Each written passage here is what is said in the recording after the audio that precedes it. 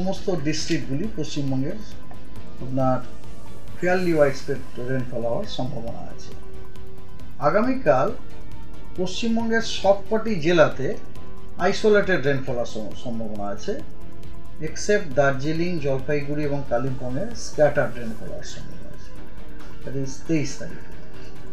24 তারিখে নর্থ বেঙ্গলের কেবলমাত্র দার্জিলিং এবং কালিম্পংয়ে আইসোলেটেড রেনফল হওয়ার সম্ভাবনা আছে। নর্থ বেঙ্গলের অন্য জেলাগুলি শুষ্ক, তবে সাউথ বেঙ্গলের সব জেলাতেই আইসোলেটেড রেনফল হওয়ার সম্ভাবনা আছে। সবকটি জেলাতেই ফেয়ারলি ওয়াইডস্প্রেড। তার মধ্যে আপনার পূর্ব মেদিনীপুর, উত্তর 24 পরগনা এবং দক্ষিণ 24 পরগনাতে ওয়াইডস্প্রেড রেনফল হওয়ার সম্ভাবনা আছে এবং উত্তরবঙ্গের সবকটি জেলাতেই আইসোলেটেড রেনফল হওয়ার সম্ভাবনা আছে।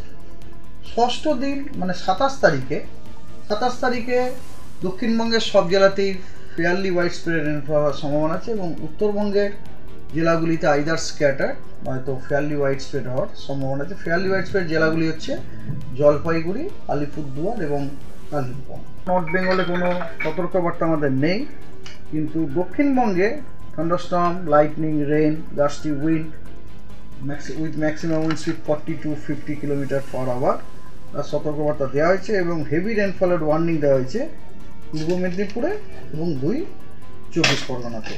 তো দিস ওয়ার্নিং তো 5 দিনেরই হয়।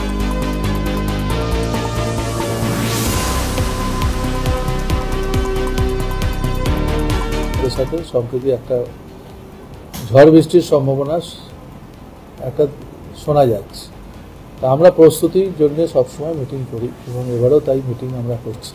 আমরা ইতিমধ্যে আমরা সবাইকে ডেকে বলে দিচ্ছি, যদি তেমন কোনো সিচুয়েশান ঝড় বৃষ্টি হয়, যদি এখনও কোনো বড় খবর আমাদের কাছে নেই, যদি কোনো খবর এমনি হয় তাহলে আমাদের প্রত্যেকটা ফায়ার স্টেশন, প্রত্যেকটা ডিস্ট্রিক্ট যেন আমাদের অ্যালার্ট থাকে।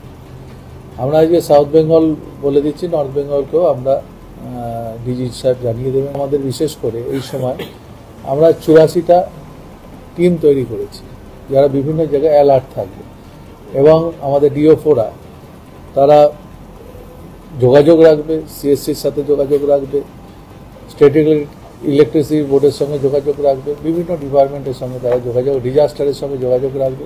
আশা করি আমাদের যা পাম্পগুলো, আমাদের ডিপার্টমেন্ট অফ পাম্প সেট আছে, অনেক সময় আমরা জল জমে গেলে জল বার করে দিই, আমাদের দিক থেকে সব রকম থাকবে যাতে মানুষের কোনো অসুবিধা না হয়, এটা আমরা বলতে পারি। এবং আপনারা জানেন যে আমাদের ডিপার্টমেন্ট খুব তারা ভালো করে কাজ করেন সবসময়। তারপরে আমি মনে রাখি যে যেটা হবে আমরা দেখব।